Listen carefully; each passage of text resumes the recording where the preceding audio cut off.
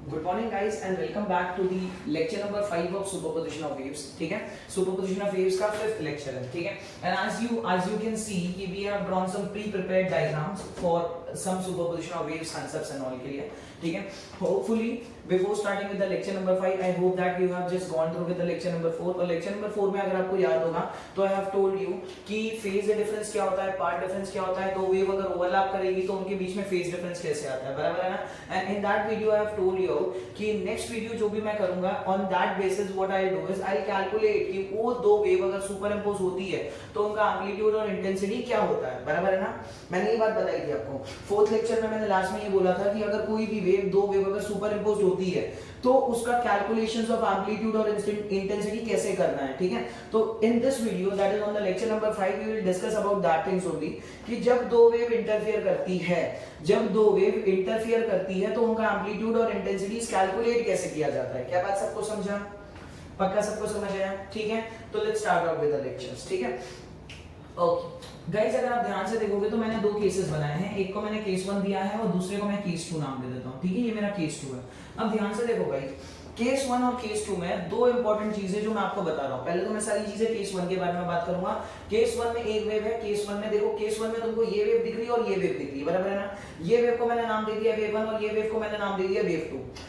अब ध्यान से देखो तो वेव 1 को मैं मान लेता हूं कि wave 1 is at rest. Wave 1 कहां पे है, रेस्ट पे है। और ये जो डायरेक्शन ऑफ मोशन दिख रहा है ना, ये जो डायरेक्शन ऑफ मोशन है, मतलब ये wave 2 is moving in this direction. क्या बात समझ आया। मतलब वेव 1 रेस्ट पे है और वेव 2 मूव कर रहा है ये डायरेक्शन में। ठीक है, ये मैंने केस 1 के बारे में लिख दिया है। केस 1 में वेव 1 रेस्ट पे है और वेव 2 ये डायरेक्शन में मूव कर रहा है। और दूसरी बात, अगर आप वेव 2 को देखोगे तो ध्यान से देखो, ये जीरो एक्सिस है। ये अगर मेरी जीरो एक्सिस है तो ये जीरो एक्सिस के मैंने जस्ट ऊपर बनाया ये वेव, मतलब the wave 2 is actually starting from the positive side, बराबर है ना, क्योंकि ये जीरो के ऊपर बन रही है। बात समझ में आया। तो ये केस 1 का एक्सप्लेनेशन। चलो चलते हैं केस 2 की तरफ। अब केस 2 में भी अगर आप ध्यान से देखो ना गाइस, मैंने दो वेव्स ही बनाई है, एक वेव ये वेव 2। बट यहां पे भी मैंने सेम चीज रखा है कि वेव 1 रेस्ट पे है और वेव 2 मूव कर रहा है और वेव 2 का डायरेक्शन ऑफ मोशन देखो यही है जैसे उसमें था, उसमें भी डायरेक्शन ऑफ मोशन यही पे था। But the most important thing is वहां पे वेव 2 ऊपर से बनाया गया था, मतलब from the positive side. But यहां पे देखो वेव 2 नेगेटिव साइड से बनाया है, क्योंकि ये जीरो एक्सिस, ये मेरा पॉजिटिव साइड और ये मेरा नेगेटिव साइड। तो wave 2 is actually drawn from the negative side in the case 2। अब ये क्यों किया है सर आपने ये changes, definitely I will let you know in the startup of this lecture. So बात समझा। जैसे जैसे लेक्चर्स प्रोसीड करेगा definitely what I will do is I will let you know कि ये नीचे से क्यों बना है और ये ऊपर से क्यों बना है, बराबर है। ठीक है गाइस, तो let's start out with the lectures. Let's discuss about the case 1 और केस 1 के बिहाफ पे लेट्स स्टडी आउट कि एम्पलीट्यूड और इंटेंसिटीज में चेंजेस कैसे होता है। अब ध्यान से सोचो, अगर आप देखोगे गाइस तो ये वेव 2 है। वेव 2 का डायरेक्शन ऑफ मोशन कहां पे है, यहां पे। मतलब वेव 2 ऐसे आगे थोड़े टाइम में ऐसे आगे बढ़ता आ रहा है, बराबर है कि नहीं। मतलब the wave 2 is actually proceeding in this direction. Wave 2 is actually proceeding in this direction और वो थोड़ा करके ऐसे आगे बढ़ता है। अब लॉजिकली सोचो गाइस, अगर वेव 2 ऐसे थोड़ा करके आगे आ रहा है तो एक टाइम ऐसा आएगा जब ये वेव 1 और ये वेव 2 दोनों एक दूसरे से ओवरलैप हो जाएंगे, बराबर है कि नहीं। मतलब ध्यान से सुनना, वो डायग्राम कैसा होगा, ध्यान से देखना वो डायग्राम कैसा होगा।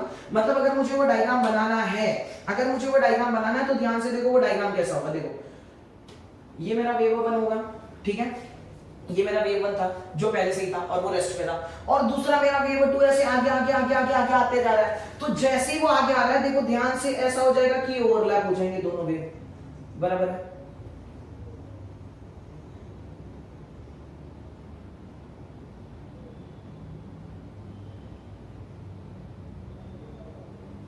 अब देखो यहां पे गाइस, इस केस में आप बाइफरकेट कर पा रहे थे कि ये वेव 1 है और ये वेव 2 है, बराबर है ना।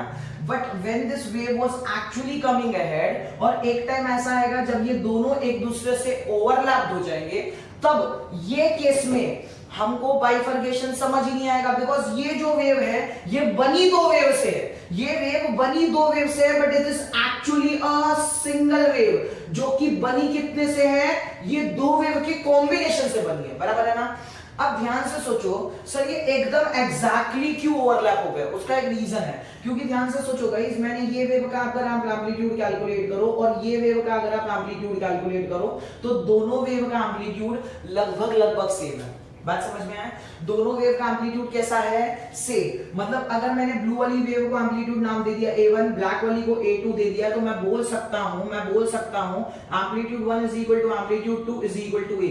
मतलब ये दोनों वेव का एम्पलीट्यूड कैसा है? सेम। और लॉजिकली अगर ये वेव ऐसे आगे मूव कर रही है, मतलब एक ऐसा इंस्टेंट आएगा where both of this wave will meet with each other, और वो देखो ऐसा कुछ कॉम्बिनेशन देगी। क्या बात सबको समझ में आई? पक्का समझा?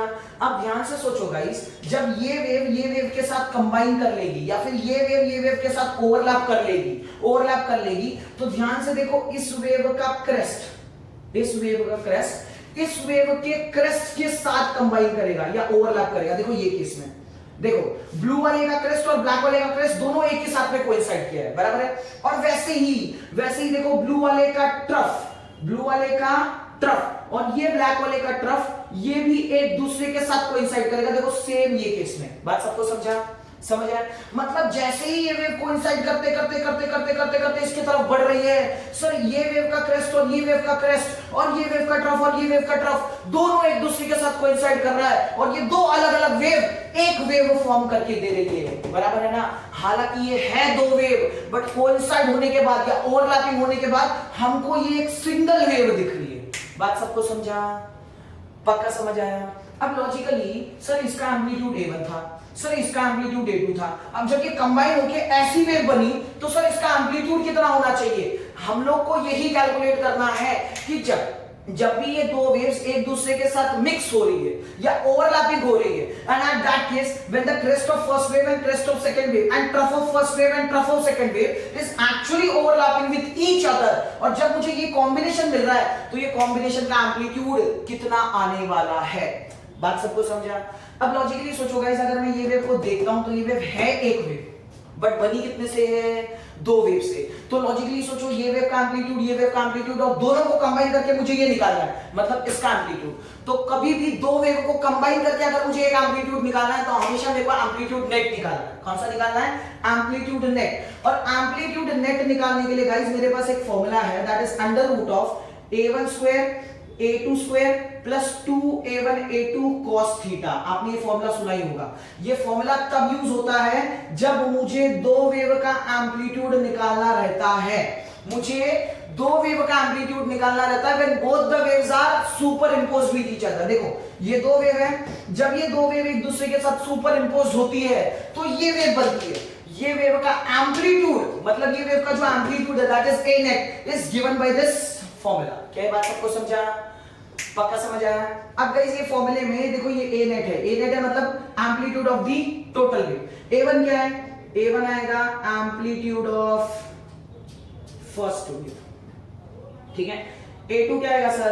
A2 आएगा एम्पलीट्यूड ऑफ सेकेंड वेव, ठीक है। और ये सर ये थीटा क्या है? थीटा क्या guys? Theta is the angle between them, ये दोनों वेव के बीच का angle, that is the phase difference. और I can see the phase angle, तो यहां पे मैं लिखता हूं phase difference between two waves. क्या ये बात सबको समझा?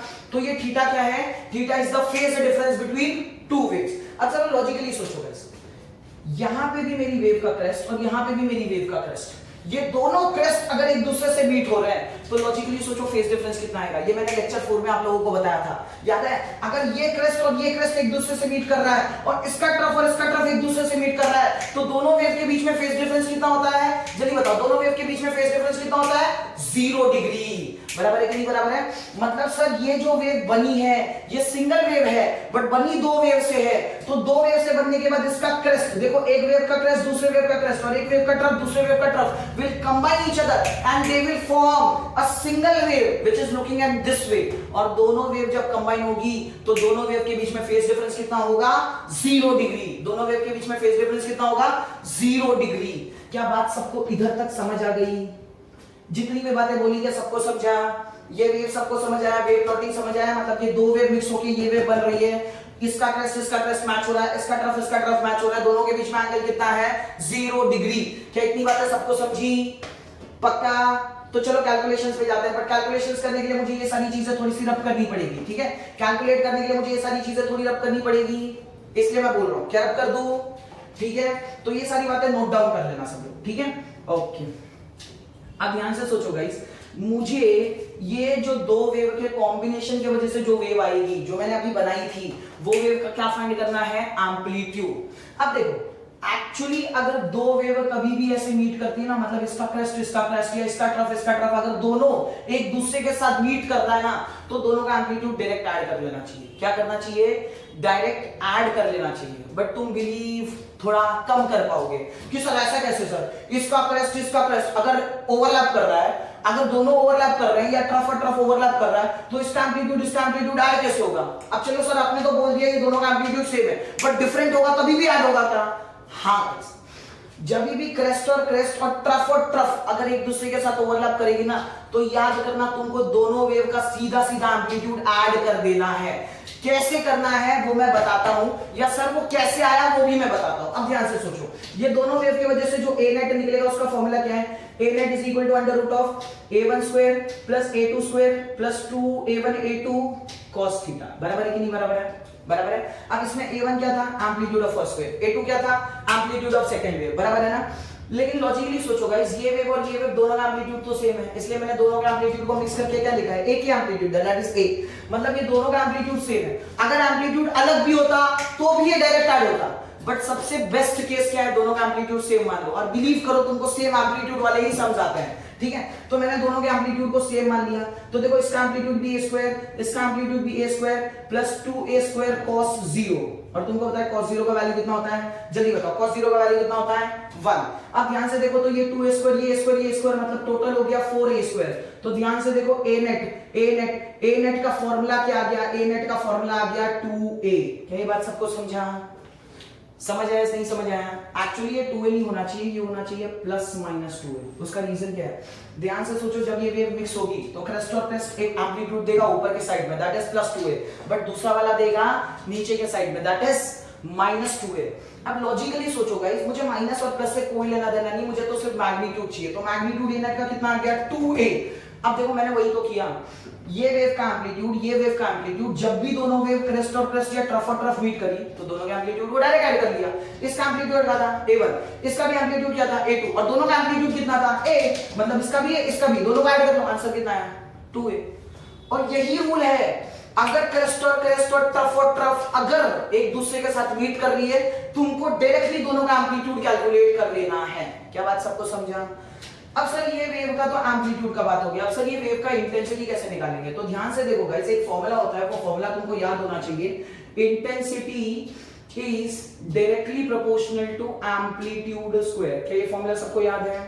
Intensity is directly proportional to amplitude square. क्या ये फॉर्मूला सबको याद है? ठीक है, intensity is directly proportional to amplitude square. अब ध्यान से सोचो, ये जो a नेट है, ये a नेट एक सिंगल वेव का नहीं है, it is the combination of two waves. तो पहले मैं इंटेंसिटी निकालता हूं कॉम्बिनेशन वाली।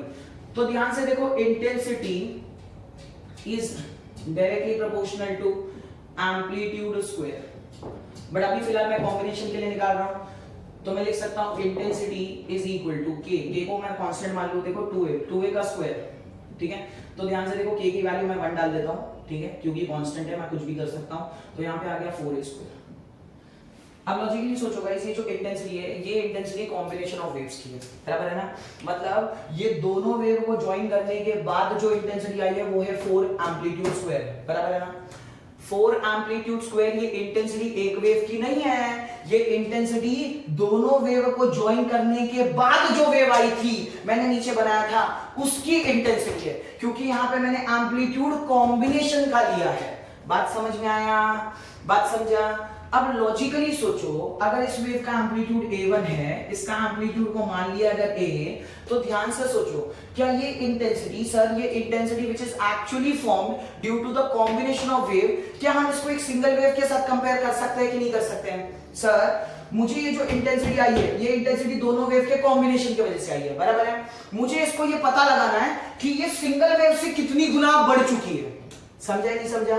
मतलब सिंगल वेव में इंटेंसिटी क्या थी और जब मैंने कंबाइन किया तो इंटेंसिटी क्या है। तो लॉजिकली सोचो ये इंटेंसिटी किसकी है, ये इंटेंसिटी कॉम्बिनेशन वाले वेव की है, ये इंटेंसिटी किसकी है, कॉम्बिनेशन वाले वेव की। मुझे इसको कंपेयर किससे करना है, सिंगल वेव के साथ। तो गाइस वो भी कर सकते हैं हम लोग, टेंशन मत लो, वो भी कर सकते हैं। पहले ये देख लो, ये समझ आ गया क्या सबको, ये समझ आ गया है तो आगे प्रोसीड करते हैं। ये समझ आ गया सबको, ठीक है, चलो फिर इंटेंसिटी भी कंपेयर करके दिखाता हूं। अब ध्यान से सोचो, देखो अगर मैं सिंगल वेव की इंटेंसिटी निकालना चाहता हूं, चलो कोई भी ले लो, A1 ले लो, A2 ले लो, कुछ भी ले लो, तो ध्यान से देखो, अगर मैं फॉर फर्स्ट वेव बोलूं, फॉर फर्स्ट वेव, तो लॉजिकली सोचो फर्स्ट वेव के लिए एम्पलीट्यूड इंटेंसिटी का फॉर्मूला क्या आएगा, intensity directly proportional to amplitude का स्क्वायर, मतलब intensity of first wave is equal to k A1 का स्क्वायर। बट लॉजिकली सोचो A1 की वैल्यू को तो मैंने A डाल दिया है और ये हो गई इंटेंसिटी,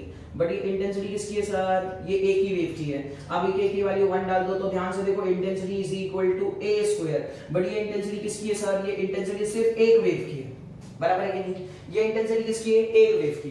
ये इंटेंसिटी किसकी है, कॉम्बिनेशन की। अब सर इंटेंसिटी कॉम्बिनेशन को मेरे को कंबाइन किससे करना है या मेरे को कंपेयर किससे करना है, इंटेंसिटी वन वेव से। अब लॉजिकली सोचो ना गाइस, इंटेंसिटी एक वेव की क्या है, एम्पलीट्यूड स्क्वायर, और कॉम्बिनेशन वाली की इंटेंसिटी क्या है, 4A स्क्वायर, बराबर है कि नहीं। अरे तो A स्क्वायर का मतलब आई तो होता है ना सिंगल वेव के लिए। मतलब लॉजिकली सोचो, अगर मैं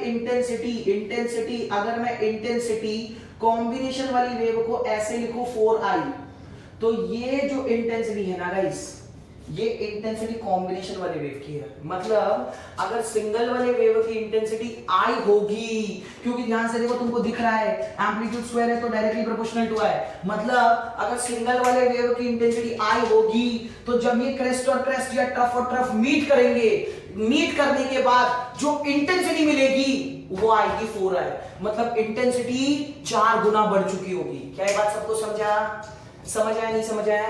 मतलब लॉजिकली सोचो, जब मैंने पहले वेव की इंटेंसिटी निकाली तो वो इंटेंसिटी I थी, बट जब मैंने ये वेव को कंबाइन किया और कॉम्बिनेशन की इंटेंसिटी निकाली तो मुझे मिली 4I, मतलब मेरी इंटेंसिटी 4 गुना बढ़ चुकी है। बराबर कि नहीं बराबर है? एक और बात गाइस इसमें मैं बताना चाहूंगा। अब लॉजिकली सोचो, जब ये वेव और ये वेव को आपने कंबाइन किया था तो दोनों वेव का एम्पलीट्यूड AA था, बराबर है। बट जब मैंने इसको कंबाइन किया, कंबाइन करके जो वेव बना है उसका एम्पलीट्यूड कितना है, 2A। एम्पलीट्यूड बढ़ गया ना, बढ़ा नहीं बढ़ा, एम्पलीट्यूड बढ़ गया ना, क्योंकि इसका एम्पलीट्यूड क्या था, A, इसका भी एम्पलीट्यूड क्या था, A, बट जब मैंने दोनों को कंबाइन करके बनाया तो उसका एम्पलीट्यूड क्या आया, 2A। अब लॉजिकली सोचो, अगर एम्पलीट्यूड बढ़ता है तो कभी भी याद रखना, क्रेस्ट और क्रेस्ट, ट्रफ और ट्रफ, अगर ऐसा कॉम्बिनेशन होता है, मतलब इसका क्रेस्ट या इसका ट्रफ अगर एक दूसरे से मिलते हैं, ओवरलैप करते हैं और इसका एम्पलीट्यूड बढ़ता है, तो ऐसे टाइप के कॉम्बिनेशन ऑफ इंटरफेरेंस को बोला जाता है कंस्ट्रक्टिव सुपरपोजिशन। क्या बोला जाता है, कंस्ट्रक्टिव सुपरपोजिशन। अब तुम बोलोगे सर कंस्ट्रक्टिव क्यों, क्योंकि लॉजिकली सोचो इसका एम्पलीट्यूड बड़ा है, अगर एम्पलीट्यूड बढ़ेगा तो ऐसे टाइप के कॉम्बिनेशन को बोला जाएगा कंस्ट्रक्टिव सुपरपोजिशन, और इसी को इंटरफेरेंस और डाइफ्रैक्शन के चैप्टर में बोला जाएगा कंस्ट्रक्टिव इंटरफेरेंस। क्या बात सबको समझा? केस 1 के बारे में सबको समझ आया क्या? केस 1 में एम्पलीट्यूड क्या हो जाता है, डबल, और इंटेंसिटी क्या हो जाती है, 4 टाइम्स। क्या बात समझा? बट ये कब, when crest of one wave and crest of another wave, और trough of one wave and trough of another wave coincide with each other, और दोनों के बीच में फेज डिफरेंस कितना होना चाहिए, 0। अगर फेज डिफरेंस 0 है सर तो एम्पलीट्यूड डबल होता है, इंटेंसिटी 4 टाइम्स होती है, और ऐसे टाइप के कॉम्बिनेशन को बोलते हैं कंस्ट्रक्टिव सुपरपोजिशन। क्या बात सबको समझा? पक्का समझ आ गया सबको? 100%? ठीक है। अब चलो केस 2 के बारे में स्टडी करेंगे, ठीक है। केस 1 हो चुका गाइस, केस 1 में इतना ही था, इतना ही भी आपको डिस्कस आउट कि दो वेव की मीटिंग की वजह से प्रॉब्लम क्या होता है एम्पलीट्यूड और इंटेंसिटी में। तो ध्यान से देखो, यहाँ पे हमने केस 1 के बारे में डिस्कस कर लिया है, ठीक है। अब जैसे कि केस 2 के बारे में अगर मैं बात करूं, तो केस 2 के बारे में मैंने पहले ही आपको बता दिया कि ये वेव यहां से चल रही है, बट जो सेकंड वेव है that is not drawn from the positive x axis, that is actually drawn from the negative side. अब होगा क्या गाइस कि जब ये वेव ऐसे आगे बढ़ेगी, आगे बढ़ते जाएगी, तो एक पॉइंट आएगा कि ये वेव और ये वेव एक दूसरे से ओवरलैप होगी। ओवरलैपिंग का डायग्राम कुछ देखो ऐसे दिखने वाला है, ध्यान से देखना, मैं ओवरलैपिंग का डायग्राम दिखा रहा हूं। ओवरलैपिंग का डायग्राम अगर तुम देखोगे तो ओवरलैपिंग का डायग्राम कुछ ऐसे दिखेगा, ध्यान से देखो, एक सेकंड, देखो ओवरलैपिंग का डायग्राम तुमको ऐसे कुछ दिखने वाला है। देखो ये इमेजिन कर लो। अच्छा चलो एक काम करते हैं, ब्लू वेव ऊपर बना देते हैं, ठीक है, वरना फिर तुम कंफ्यूज हो जाओगे, सर ये ब्लू का ब्लैक कैसे हो गया। ठीक है, देखो ये मेरी ब्लू वेव, ठीक है, ये वैसे की वैसे ही थी। अब ये ब्लैक वेव यहाँ पे मूव करी, मतलब ये आगे आएगी। अब सोचो जब ये आगे आएगी तो एक पॉइंट ऐसा आएगा जब ये इसके साथ ऐसे ओवरलैप करेगी या नहीं करेगी, जल्दी सोच के बताओ, करेगी या नहीं करेगी, करेगी ना। अब ध्यान से सोचो गाइस, अगर आप ये कॉम्बिनेशन को देखोगे, ये कॉम्बिनेशन को अगर आप ध्यान से देखोगे तो देखो ये कॉम्बिनेशन को अगर आप ध्यान से देखोगे तो ये कॉम्बिनेशन में आपको ये पार्ट दिखेगा क्रेस्ट, और ये पार्ट आपको क्या दिखेगा, ट्रफ। फिर से ये पार्ट क्या दिखेगा आपको, क्रेस्ट, और ये पार्ट क्या दिखेगा, ट्रफ। मतलब सर ये टाइप के कॉम्बिनेशन में, मतलब जब ये वेव यहां से ऐसे ऐसे ऐसे आगे आगे आते जा रही है तो इस पार्ट का क्रेस्ट और दूसरे पार्ट का ट्रफ एक दूसरे के साथ क्या कर रहा है, ओवरलैप। अब ध्यान से सुनना, इस वेव का क्रेस्ट इस वेव के ट्रफ के साथ ओवरलैप कर रहा है। अब लॉजिकली सोचो गाइस, अगर क्रेस्ट से मुझे ट्रफ पे आना है, मतलब मुझे ऐसी वेव से ऐसी वेव पे जाना है, तो मुझे बताओ दोनों के बीच में फेज डिफरेंस कितना होना चाहिए, एंगल कितना होना चाहिए, जल्दी बताओ, दोनों के बीच में फेज डिफरेंस कितना होना चाहिए, बराबर है, दोनों के बीच में फेज डिफरेंस कितना होना चाहिए, 180 डिग्री सर। तो दोनों के बीच में फेज डिफरेंस कितना होगा, दोनों के बीच में फेज डिफरेंस कितना होगा, 180 डिग्री। मतलब यहाँ पे थीटा की वैल्यू कितनी आएगी, 180 डिग्री, क्योंकि सर इसमें ये वेव के साथ कोइंसाइड कर रही है या ओवरलैप कर रही है, और ये वेव का क्रेस्ट इस वेव के ट्रफ के साथ कंबाइन कर रहा है। तो ये वेव का क्रेस्ट और ये वेव का ट्रफ दोनों के बीच में एंगल कितना है, 180 डिग्री का। मतलब फेज डिफरेंस कितना होगा, 180 डिग्री। बात सबको समझा। और ध्यान से देखोगे तो ये वेव और ये वेव का एम्पलीट्यूड भी लगभग सेम ही है, जैसे मैंने वो केस में पकड़ा था। यहां पे मान लो इस वेव का एम्पलीट्यूड है A1 और इस वेव का एम्पलीट्यूड है A2, तो यहाँ पे मैं मान लेता हूं कि A1 is equal to A2 is equal to A, मतलब ये दोनों वेव का एम्पलीट्यूड क्या है, सेम। क्या बात सबको समझा, पक्का समझ आया। तो चलो इस वेव के लिए भी कैलकुलेट करें, क्या इस वेव के लिए नेट एम्पलीट्यूड क्या आएगा, ये भी कैलकुलेट करें, पक्का। तो चलो ठीक है, इस वेव के लिए भी नेट एम्पलीट्यूड क्या आएगा वो कैलकुलेट करते हैं। अब देखो ये वेव डायग्राम रब करने की जरूरत नहीं, क्योंकि यहाँ पे हमारे पास थोड़ा स्पेस बच गया है, तो ये वेव डायग्राम रब नहीं करना है, ठीक है। हाँ तो देखो इस वेव का एम्पलीट्यूड नेट क्या आएगा, तो भाई साहब पहले मैं एम्पलीट्यूड नेट निकाल लेता हूं। अब ध्यान से देखो, अगर मैं एम्पलीट्यूड नेट निकालूंगा तो यहाँ पे भी सेम केस, फॉर्मूला आएगा, तुमको पता है formula, a1 square plus a2 square plus 2a1 a2 cos theta और cos फाई। तुमको जो मर्जी है बोलो, थीटा और फाई कुछ भी ले सकते हो, बट ये याद रखने का थीटा या phi is defined as the phase angle between the two waves. अब ध्यान से सोचो, मैंने आपको क्या बोला था, a1 क्या होती है, a1 is the amplitude of first wave, a1 was the amplitude of first wave, a2 was the amplitude of second wave। But sir आपने तो बोला ये दोनों वेव की एम्पलीट्यूड तो सेम है, तो बस एम्पलीट्यूड सेम है तो लिख देते हैं, that is a square plus 2a square cos 180। अब लॉजिकली सोचो 180 क्या है, 180 इज द फेज डिफरेंस, बराबर है ना, फेज डिफरेंस मैंने कितना लिया, फेज डिफरेंस मैंने कितना लिया, 180 डिग्री। और लॉजिकली आपको पता होगी cos 180 का वैल्यू कितना होता है, जल्दी बताओ, cos 180 का वैल्यू कितना होता है, -1। अगर मैं cos 180 का वैल्यू -1 लेता हूं तो ध्यान से देखो a square minus 2a square, मतलब ये पूरा कैंसिल हो गया, आंसर आ गया 0। क्या बात सबको समझा। मतलब आप अगर ध्यान से देखोगे तो अगर ऐसे वेव कंबाइन होते हैं और दोनों वेव का एम्पलीट्यूड सेम रहता है तो आंसर तुम्हारा क्या आ जाता है, 0। और ध्यान से देखो यहाँ पे मैंने प्रूफ करके दिखाया है। अब बोलोगे सर इंटेंसिटी, भाई साहब इंटेंसिटी तो प्रूफ करने की जरूरत ही नहीं है, क्योंकि अगर एम्पलीट्यूड 0 है तो intensity is directly proportional to amplitude square, बराबर है कि नहीं बराबर है। Intensity is directly proportional to amplitude का स्क्वायर, तो भाई साहब इंटेंसिटी का भी कितना है, इंटेंसिटी का वैल्यू भी कितना आएगा, इंटेंसिटी का वैल्यू भी कितना आएगा, 0। अरे क्योंकि एम्पलीट्यूड ही 0 है तो इंटेंसिटी कैसे आएगा। मतलब सर ऐसे टाइप का अगर वेव कंबाइन होता है और अगर दोनों का एम्पलीट्यूड सेम होता है तो मैं ये बोल सकता हूं कि ये वेव ने ये वेव को नलिफाई कर दिया। क्या बात समझा। मतलब इस वेव का जो भी एनर्जी था पॉजिटिव डायरेक्शन में, उसको इस वेव की एनर्जी ने नलिफाई कर दिया और आगे कोई भी वेव ट्रैवल नहीं कर रही। इसीलिए याद करो गाइस, ऐसे टाइप के वेव को स्टेशनरी वेव भी बोलते हैं। उसका एक रीजन होता है क्योंकि इसकी एनर्जी और इसकी एनर्जी दोनों की एनर्जी कंबाइन होके यहीं पे 0 होती है, आगे कोई भी वेव ट्रैवल नहीं करती, मतलब ये वाइब्रेट होगी इसी डायरेक्शन में और इसी डायरेक्शन में ऐसे खत्म हो जाएगी। मतलब देखो वाइब्रेट होगी ऐसे ऐसे ऐसे ऐसे ऐसे ऐसे और इसी डायरेक्शन में खत्म हो जाएगी, आगे प्रोसीड नहीं करेगी, इसलिए इस टाइप की वेव को बोला जाता है स्टेशनरी वेव। तो ये बात याद रखना, ये थोड़ी सी इंपॉर्टेंट बात है जो आगे के लिए हेल्प होगी। ऐसे ही टाइप की वेव को बोला जाता है स्टेशनरी वेव्स। स्टेशनरी वेव्स मतलब वैसे टाइप की वेव जो यहीं पे वाइब्रेट होकर एक दूसरे को खत्म कर देगी, आगे नहीं बढ़ेगी। क्या बात सबको समझा? पक्का? मतलब सर अगर मैं ऐसे टाइप की वेव लूंगा, मतलब जहां पे क्रेस्ट और ट्रफ एक दूसरे के साथ मीट कर रहा है, जहां पे फेस डिफरेंस हो रहा है 180 डिग्री का, तो एम्पलीट्यूड कितना आएगा? एम्पलीट्यूड आएगा 0, और सर एम्पलीट्यूड 0 तो इंटेंसिटी भी 0, मतलब आगे वेव मिल ही नहीं रही है। क्या ये बात सबको समझी? पक्का? तो guys, in this lectures it was the total summation of calculations of amplitude on the basis of superpositions of two waves. ठीक है गाइस, एक जस्ट एक नोटिस था तुम सबके लिए, अगर आप लोगों को चैनल अच्छा लग रहा है, अगर आप लोगों को कंटेंट अच्छा मिल रहा है, टीचिंग अच्छी लग रही है, तो प्लीज चैनल को सपोर्ट करो, अपने फ्रेंड्स के साथ चैनल को शेयर करो, वीडियो शेयर करो, और please please please don't forget to press the bell icon so that you can get notified regarding the lectures. क्या बात सबको समझा? ठीक है, bye guys, good night, bye bye, see you.